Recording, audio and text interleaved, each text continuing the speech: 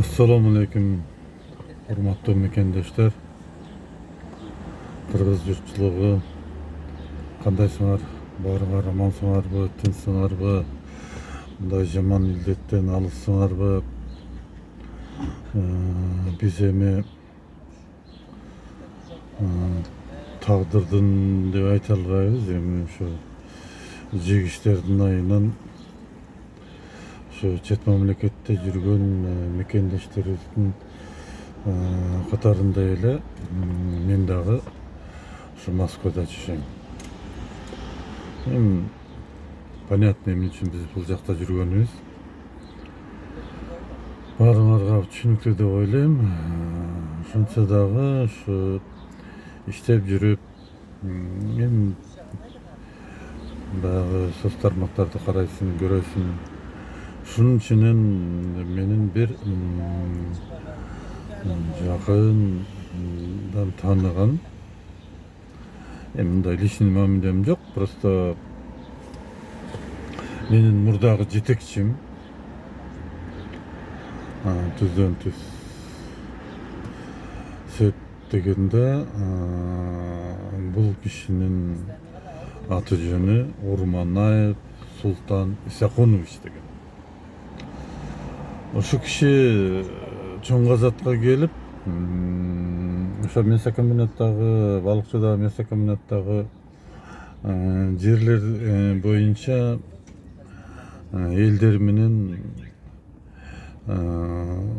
мындай соттошуп атканына бул киши өзүн актап, мындай айтканда законопослушный, мындай мыйзам бузбаган, эч бир мындай жаман ой жок, мамлекетти тонобаган.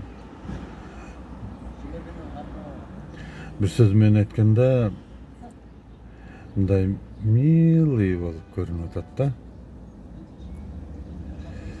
Урматтуу Султан Исакунович, мени сиз жакшы таанысаңыз керек. Же эсиңизден чыгып калган болсо, анда эстетип коем. Мен сиз министр МЧС болуп иштегенде, мен гос материальный резервов при МЧС де ошол жерде начальник юридической службы болуп иштегем. Госматрезервтин жетекчиси Сыдыков Таштанбек деген пржевалскийлик киши. Мен адам катары вообще иштеген жагынан дагы бул кишини өтө честный, жөнөкөй, мындай бир баалуулуктарга берилбеген, сатылбаган таза инсан катары билем да. Siz al kişinin жақсы білсеңіз керек. Мен кейін угуп калдым, чынбы жалганбы билбейм, экөөң классташып кетсиңер. Бирок Таштанбек Сыдыкович менен сизди салыштырып көрсөм, асман менен жердей да. То есть ал киши действительно сиз чоң казатка келгенде милый да. А сиз болсо тиран болсоңуз, тиран.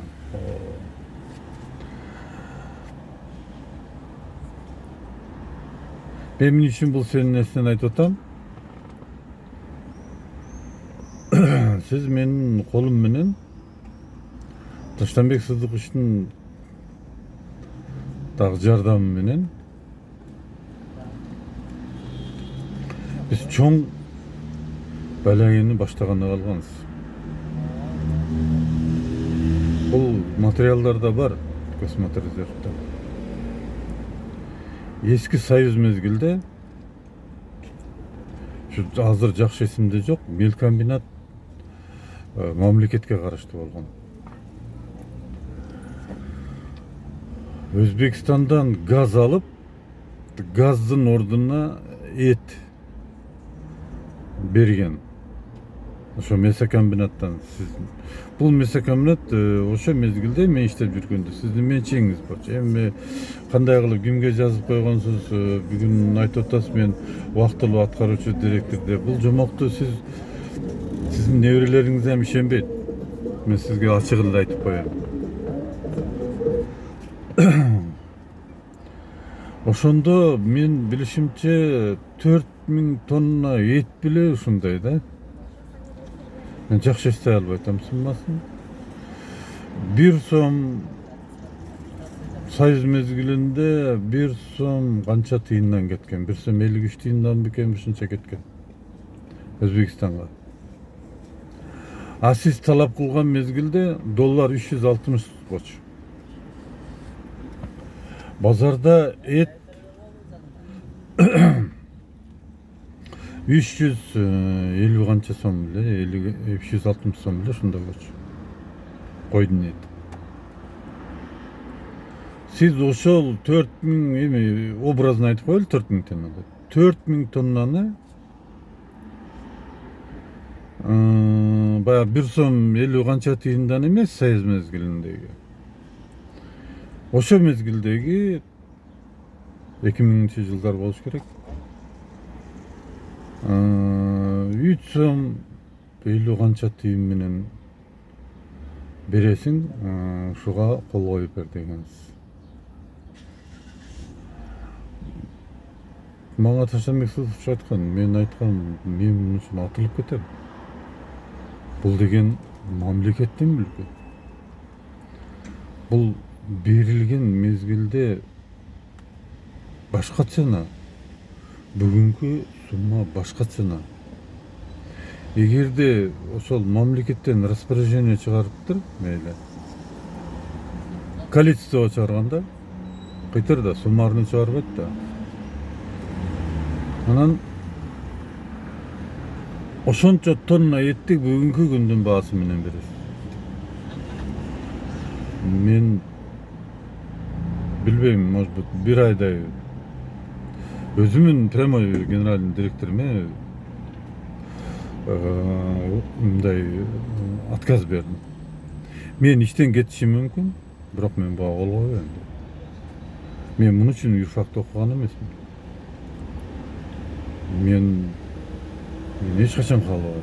Мага канча акча берсин, бербесин, мен бу жерде акча не важно, мен вообще кол койбойм. Менин принцибим эмес бул. Жок, эгерде законный боло турган болсо, распоряжениени суммарный чыгарып келсин. Вот, например, 4000 тонна ошо мезгилде 1 сом 53 тыйындан, мисалы үчүн паланча миң сом. Пожалуйста, ошону десин. Но ал мезгилде месокомбинат мамлекеттик болчу да. А талап кылган мезгил Урманаевдики болчу. А кандай отношение имеет мамлекеттик месокомбинат Урманаевга? Не, Урманаев мамлекеттин наследниги. То есть мени ушундай вынуждать айткал да, мен Урманаевдин кабылдамасына киришке аркасы болдум. Таштанбек Сыздыкович экөөбүз барып түшүндүрүшкө аракет кылдым. Даже уккусу келген жок. Даже либо кол кой, либо пошел дегенде. Анан мен айттым, мен кол койбойм деп. Мен кол койбойм, бирок менин арызымды столуңузга коюп коюшуң мүмкүн дедим да, шат туруп алышкан. Аны да сал жашыракмын да. Мен Урманаевди ошол кезде деле, азыр кезде деле мындай как инсан катары жаштыгын менден бир топ бир 15-20 жаш чоң болуш керек да, ошонусун сыйлаган. Но мындай бүгүнкү тил менен айтканда бул ошо мезгилдеги баягы Жумалиевден калбаган адам. Жумалиевден такыр калбаган адам. Meni бүгүнкү күнү таң калтырганы бул киши мындай орусча айтканда падальщик дейбизби я? Эски калган нерселерди секиндей алып туруп чукуйт экен да.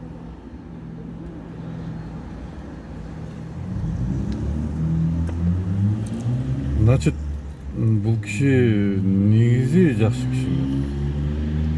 Мен мына чоң казакка айтат элем, бул кишинин артында көп нерселер бар. Болуш керек. Муну караш керек.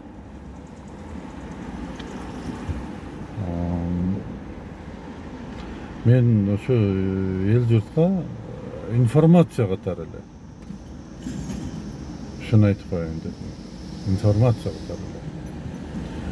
Бул Султан Исакуновичке менин көз карашым боюнча такыр ишенбеш керек. Ошондон бери приемна кирип чыккандан бери мени көргөндө ажыдарды көргөндөй болот. Эми Госматридерде бир мен жалабаттык экенмин да. Эми мындай кыргызча жөнөкөй сөз менен алганда бир мен сарт экенмин, калганы бүт деле аркалыктар экен типа. Анан каждый понедельник планеркага келгенде эле колум мындай кылып алып Таштанбек Сыдыкович айтат эле. Сен дагы эле бул сартты жоготкон жоксуң. Жогот бул сартты. Дейт эле. Эми Таштанбек Сыдыкович деле андай эл жер бөлгөн киши эмес экен да. Мен дагы мен такыр капа болгон жокмун. Эми мисалы үчүн агаң урушат го типа. Ошондой эле кабыл алып койдум. Но зато мен өзүм ишим билем. Таштанбек Сыдыкович өзүнүн ишин билет. Бизди счетный комиссия почти 6 ай текшерди. 6 ай текшерди. Справкасын жазып, биз ошол жерге жыйынга бардык. Эчтеке тапкан жок. Тапкан справкадалардын бардыгы күнөөлөр. Биз ошо 2 жылдан ашык иштесек, бизде мурунку Касымовдон мурунку Железнов деген директор болгон, ошолордун проблема. Биз айтып берип аттык. Бул жылын караңыздар, бул биздики эмес. Бул Касымовго тиешелүү, бул Железновго тиешелүү деп ушундай кылып ачып бердик. Келебиз. Бизге бир да нерсе кыла алган жок. Көрсө бу жерде фишка башка экен. Таштанбек Сыдыковичти жылдырыш керек экен дагы. Ордуна Авазбек деген Баткенденби, Лелектенби, по-моему, Лелектен болсо керек. Ошоктон келген жигитти коймак экен. Ну, туда-суда кылды, иши кылып Авазбек келди. Таштанбек Сыдыкович кетти, генеральный директор. Бирок мен Авазбек менен иштеп калдым. Биздин иштегенибиздин Таштанбек Сыдыковичтун көзүндөгү ортобузда менден 15 күн мурун ал киши генеральный директор болуп келген экен. Мен 15 күн кийин келдим. Начальник юридической службы болуп. Бирок ошоте биз экөөбүз личный собеседование кылып атканда мен айттым. Мен билем дедим жетекчилерди, потому что мен юрфакты бүткөм. Сот органдарында иштеп жүргөн адаммын. Мен билем дедим жетекчилерди дедим. Кылганыңарды кылып койсоңор дагы анан кийин юрист сен бүтүр дейсиң дедим. Эгерде андай мамиле кылсаңыз биз экөөбүз иштеше албайбыз дедим. Жок, сиз мисалы үчүн бизде Госматридерде обновление деген бар да. Болгон материальный ценностьтерди, мисалы үчүн будайлар определенный срокто консерва, бүт баандай случай войны, ошол мезгилдердеги керектүү боло турган продукталарда даже бүт техникалардан бери бар да. Но ошондо обновление бар. Мисалы үчүн бир эле нерсени айтайын, будай. Будай, например, бир 2 жыл же 3 жыл хранить этилет дагы, андан кийинкиге уже обновлениеге подлежит. Биз ошону бизнесмендерге, кимдерге беребиз. Неважно ким алса, бизге анын айырмасы жок. Болгону жаңы урожайдан, кийинки жылы жаңы урожайдан ошончо тонна алып кетет, бизге ошончо тонна коет. Суммарный түзбөйбүз биз. Потому что бүгүнкү сумма менен кийинки сумма мындай чоң разница берип калышы мүмкүн. Это как-то несправедливо, да? Мисалы үчүн 1000 тонна беребиз, и плюс 10 тонна за счет выживания госмотрезерва. Биз 10% мыйзам боюнча, потому что ошо Урман айыптын мезгилинде өзүбүз закон кабыл алдырганбыз. Закон о государственном материальном резерве деген. Вот ошол закондун негизинде биз 10% алабыз. Все как положено договор менен беребиз. Но берип аткандан мурун ким алып атат? Ал министерство юстицияда барбы ал фирма? Анын платежеспособносту кандай? Макул залогу болсун. Ал насколько ликвидный залог? И канчалык соответствует, например, бир образно 1 миллиондук скидкасы менен, биз эми страховка менен алабыз залогду. Скидкасы менен 1 миллиондук залогу боло турган болсо, биз естественно бир 500-600 миңдик продукция бере алабыз. Типа ушундай да? Схема баарыгы деле бирдей, ошондой кылган. Кандай шкафтар келбеди, кандай деловойлор келбеди, кандай звоноктор болбоду. Эми тоба кылдым ошо мезгилде Акаев эле звонок эткен жок. Аял звонок эткен. Аны бүт ошо. Биз айттык, пожалуйста, бул мамлекеттик менчик. Распоряжение чыгаргыла, пожалуйста, берейик. Залогуңарды койгула, пожалуйста, алгыла. Договор менен, пожалуйста. Ошон үчүн Таштанбек Сыдыкович экөөбүздүн ортобузда мындай жекече келишим бар болчу. Таштанбек Сыдыковичка бир фирманын жетекчиси келет. Мен, например, 1000 тонна будай алам, эмдиги жылы 1000 тонна будай коем, плюс 10% силерге коем. В общих условиях, да? Таштанбек Сыдыкович выйдет дейт да, Макамбаева деп заявлениясына кол коюп берет. На рассмотрение. Ал киши мага келет. Анан мен текшерем. Кандай алып атасың? Частный порядкабы же юридический кандай? Частный порядка болсо ошого жараша, юридический болсо Минюстан, ликвидный товарлары бар, поручитель деген ушулардын баардыгын текшерип туруп, анан ошо заявлениени проверить деп кол коем. Анан Таштанбек Сыдыкович уже билет.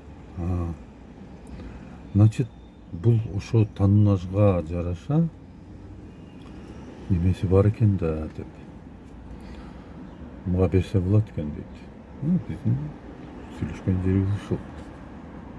Анан Таштанбек Сыдыкович бербеби, это уже ким айтмакчы, паланча экен өзү билет дегендей. Биз ошондой иштешкенбиз. Таштанбек Сыдыкович дайыма мени не только адам катары, и специалист катары дагы сыйлаган. Мен дагы ошончолук мамиле кылган.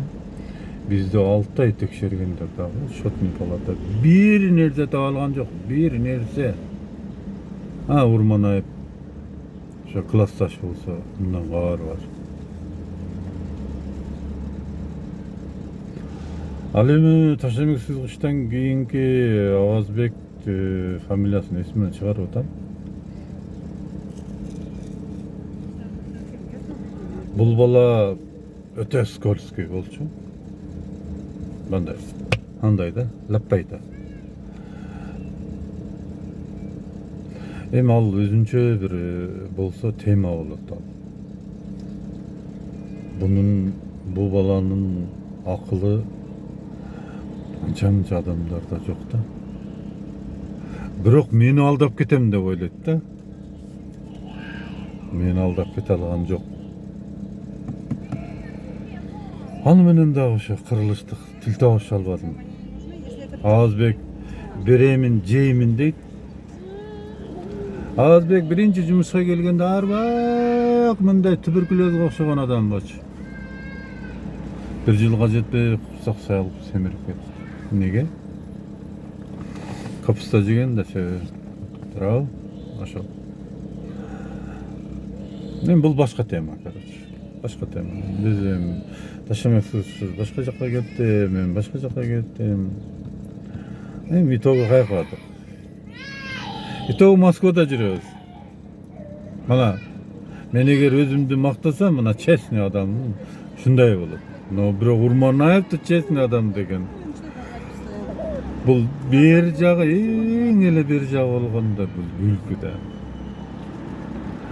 Ошол туугандар. Эми биягын өзүңөр карап, текшере тургандар болсо текшере бергиле. Ишене тургандар болсо ишене бергиле ошо кишиге. Бирок мен өз оюмду айтып койдум.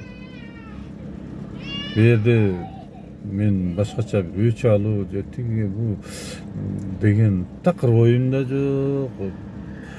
Ал менин стилим эмес. Менин стилим мага жакпаган адамды мен просто байкабай эле коем да. Для меня этот человек нет. Всё. Рахмат туугандар.